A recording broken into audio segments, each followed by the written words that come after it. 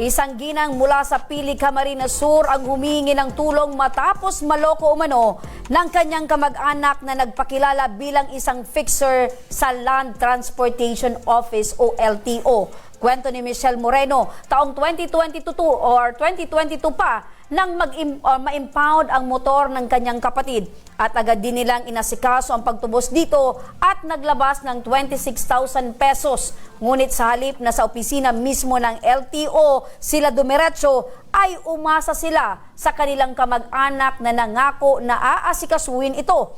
At sa kasamang palad ay itinakbo na raw ng ang kanilang pera at hindi pa nila natubos ang motorsiklo. Makakausap natin ngayon sa kabilang linya ng telepono si Michelle Moreno. Matanong ka namin, bakit naman umabot ng 3 taon itong problema niyo, Michelle? Wala po kasi pantubos yung nanay ko sa pong motor ng kapatid ko. Hanggang ngayon ba, hindi nyo pa rin natutubos itong motorsiklo? Hindi pa po, kasi po yung pera po, nagbigyan na po ng gusto ko mag-anak po nila mama. Etong nagpakilala sa inyong fixer ng LTO raw, sino ba itong pinag-uusapan natin? Si Domingo Barredo po. Domingo Barredo, taga saan ba ito? Tagay na po. Paano nyo nakilala ito at bakit nyo naman pinagkatiwalaan na siya yung umasikaso dito sa na-impound yung motorsiklo? Kumbaga po kasi malapit po silang kamag-anak ng mga magulang ko. Tapos po, nalaman din po namin na sinadali rin po kasi niya may mga natulungan na lang po siya. Kaya po, nagtiwala po kami sa kanya. Okay, dahil sa sariling tao, kilala nyo ito at marami kayong nalalaman na natulungan, nagtiwala kayo. Nasa magkano naman itong pera na inabot nyo sa kanya para asikasuhin itong na-impound yung motorsiklo? 26,000 po. 26,000 pesos. Ito ba ay one time yung ibinigay? 2 beses po, ma'am. 2 beses. Una po, 23,000. Sumunod po, 3,000 po. Una, 23,000. Pangalawa, 3,000 po. 3,000. So, 26,000 in total. Apo. Okay. Michelle, alam niyo po ba na ang pagpapadaan ng fixer ay pinagbabawal ng LTO? Pagkakasabi niya po kasi, ma'am, may kakilala daw po siya sa loob. Kung baka boss niya daw po ang kukuha po sa loob mismo ng LTO. May mga pakilala pa nga daw po siya mga pulis. Okay, ang pakilala niya, boss niya, yung nasa loob ng LTO. Opo. Pero hindi naman ito nagpakilala sa inyong empleyado siya ng LTO. Hindi po. Okay, anong pagpapakilala sa inyo nitong si Domingo Barredo? Ang sabi niya lang po, kaya niya daw po kami tulungan kasi po may, yung boss niya daw po, yung amo niya daw po, dyan daw po sa loob ng LTO mismo, nagtatrabaho. Okay, eto naman Domingo Santiago, sino naman ito, Michelle? Ayan po ang mga kasamahan niya po. Okay, so parehas sila Domingo. Si David. Okay, so parehas Domingo yung nagpakilala sa iyo, natutulong sa inyo para makuha itong na-impound na motor. Opo. Okay. Pero ang inabutan mo ng pera ay itong si Domingo Barredo. Opo. Okay. Hanggang sa ngayon, nakakausap nyo ba itong si Domingo Barredo? Hindi po, ilang beses na po siya namin pinagtawag sa barangay, 2 beses na po, pero po hindi po siya sumipot. Miss Michelle, may patunay ka bang hawak o nahawak na tinanggap ni Domingo Barredo itong 26,000 pesos? Sir, ano po, yung asawa ko lang po kasi nag-abot sa kanya. Kami po ang dalawa po ang nag-abot. Tapos po, may binigay lang po sila sa amin na affidavit po na pinagawa nila. Ayun lang po. Okay, nasa na yung affidavit, ma'am? May copy ka po nun? Nasa ano po, nasa mismo pong empleyado po ng LTO po na nagtatrabaho, na nilapitan po sana namin para po i-verify kung nabayaran po yung motor. Nandun po sa kanya. Okay. Ma'am Michelle, sa 2 taon itong lumipas, na-report niyo po ba ito sa LTO sa Pilicam Sur? Hindi po. Bakit ma'am hindi natin sinubukan na ipaabot ito sa LTO? Wala po kasi po akong oras kasi po nung time na yun po kasi buntis po ako. Alam naman pala nila, partner, na maling-mali ang makipag-usap or makipagtransaksyon sa isang fixer. Pero dahil sa kagustuhan nila na talagang makuha etong na-impound na motorsiklo, dahil sa tiwala din, dahil alam nila na marami ding natutulungan, kumbaga, eto na, ang importante, maibalik sa kanila yung motorsiklo. Kaya lang, sa kasamang palad, walang nangyari. So, yun, aral din sa mga tao na nakikinig ngayon, nanonood sa atin, na pag sinabing bawal, bawal.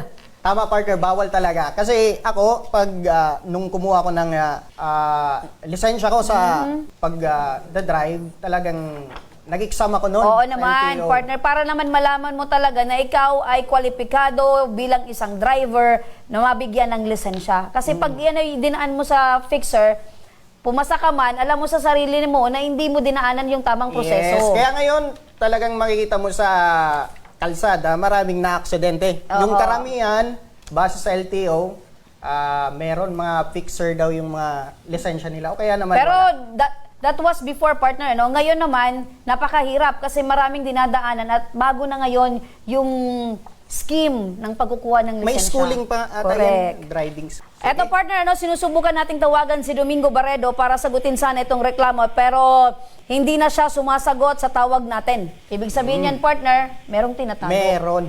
'Di ba? Kasi pag ayaw sumagot, it's either busy, may dahilan, or talagang ayaw sagutin dahil may ginawang kasalanan. Mas maganda sanang sinagot niya na para maipaliwanag. Oo, kanina, Lalo partner, kay kasi Michelle. prior sa ating programa, kinontak siya ng ating staff, nakipag-coordinate naman, at sumagot siya. Pero ngayon, partner, sa mga oras Last na to, minute. yes, hindi na natin siya matawagan. Hindi na sinasagot ni Domingo. Pero partner, hindi pa dyan nagtatapos. Domingo, dahil sa reklamong ito, agad tayong nakipag-ugnayan sa tanggapan ng Land Transportation Office sa Filica Marines Sur para siguraduhin kung totoo bang may Domingo Santiago na nagtatrabaho sa LTO, at ayon kay Chief Officer Eric Toricampo, walang Domingo Santiago na nagtatrabaho sa kanilang opisina, at nais muling ipaalala ng LTO na mariin po nilang ipinagbabawal ang fixer sa kanilang opisina. At mula naman kay Regional Director Francisco Ranches ng LTO Region 5, hindi rin daw tataas sa 26,000 ang pagtubos ng mga motor. Kadalasan ay nasa 3,000 lang raw base sa violation na walang helmet at lisensya. Kung kaya't huwag tayong maniwala at naasa sa mga fixer. At kung maaari, ay personal niyong asikasuhin ang iyong mga hinaing sa tamang opisina para maiwasan itong mga panloloko. Imagine mo, 26,000, partner, napakataas yan. Sabi ni Attorney Ranches, mga 3 hanggang 4,000 pwede mo nang matubos ang impounded na motorsiklo. Eto mga kaaksyon, para sa maaring legal na aksyon, makakausap natin si Police Staff Sergeant Roberto Aguilion, ang tagapagsalita ng Naga City Police Station. May maaari po bang may isang pangreklamong itong si Michelle laban po dito kay Domingo Barredo na siya pong nagpakilala at tumanggap ng pera na siya po yung aasikaso para po matubos ito pong isang motorsiklo na na-impound po sa LTO, ngunit hindi po tumupad sa kanila pong usapan? Yes ma'am, pag ganyan po mga pangyayari at na kumbaga natukoy naman natin yung address ng tao, pwede po natin ipatawag sa barangay at base nga po sa statement kanina na nagkaroon ng patawag o nireklamo na sa barangay. So ang gagawin na lang po ng ating complainant ay humingi po ng endorsement para masampahan na po ito ng kaukulang kaso. Sir, ano po ang maaaring asahan na proseso na nila Michelle patungkol sa reklamong ito? Pag ganyan po kasi yung niya po reklamo ay parang may tinatawag tayong misappropriation of funds. Parang ibig sabihin, nagtiwala siya, binigyan niya ng pera yung tao, subalit yung kanilang usapan ay hindi natupad at nagamit sa ibang bagay. So yun po ay papasok sa maring abuse of confidence na tinatawag yung kumbaga nagtiwala na yung tao pero hindi nangyari yung kanilang usapan at parang mayroong factors ng isang panluloko. So, papasok po ito sa istampa, pero depende pa po sa ibang factors na pwede maka-apekto sa naisasampang kaso. Yun naman po ay upon determination ng sasampa doon ng investigador sa police station po. Opo, so pasok po ito sa estapa. Sir, madagdag po, lang po namin kasi base po kay Michelle ay hindi na po nakikipag-ugnayan sa kanila ito pong taong itong nanloko sa kanila. So ngayon po ba, sir, maaari po ba nating matulungan sila na maipatawag din po ito dyan po sa inyong opisina?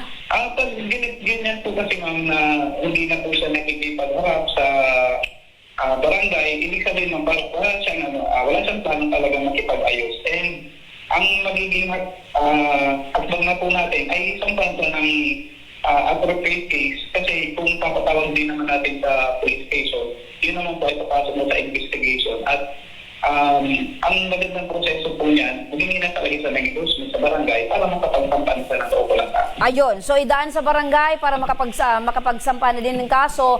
Now, kung hindi talaga humarap, that's the time na idiretso na yung pagsampa ng kaso nitong si Michelle. Maraming salamat po, Police Staff Sergeant Roberto Aguilion, ang tagapagsalita ng Naga City Police Station. Michelle, napakinggan mo si Sargento, ano? Kung hindi na nakikipag-ugnayan po sa inyo itong si Domingo, ay advice po niya, makipag-ugnayan po kayo sa barangay. Pag hindi pa rin humarap, diretso na yung kaso para para mapagbayaran na nitong si Domingo yung ginawa niyang pangloloko po sa inyo. Opo. Michelle, sa inyong po pagkakaalam, nasaan po yung motor nyo hanggang sa ngayon? Nasa LTO pa po. Opo, binibisita nyo naman yung motor nyo. Opo, kaya lang po talaga pong pabulok na. Ma'am, may binabanggit po siya, ma'am, na naamo niya po na nagtatrabaho daw po sa LTO. Ang pangalan po, Mike. Mike, ano daw po? Sir Mike lang po yung sinasabi niya, ma'am. Sir Mike, hindi naman Sir Mike Bartolome, ano? Madaming mic. Opo. Wag po kayong mag-alala, Ma'am Michelle, dahil pag nakausap po natin, ito pong inirereklamo niyong si Domingo, dahil siyempre maghaharap kayo. Now, kung hindi talaga umarap, diretso niyo yan ng kaso. Now, doon po sa korte, lalabas kung sino po yung mga taong kakutsaba po nitong si Domingo sa mga ganito pong uri ng illegal na transaksyon. Opo. Maraming salamat po, Michelle. Ano po yung pakiramdam nyo ngayon na kahit papano ay nailabas nyo na po yung galit at na-guide niya po kayo at syempre, sabi nga ni Sargento, kailangan nyo na pong magsampa ng kaso. Medyo okay naman po. Kaya po nung dati po kasi po, yung sinasabi po sa amin ng kapitan kapag nagsampa daw po kami ng kaso, malaki daw po ang gastos.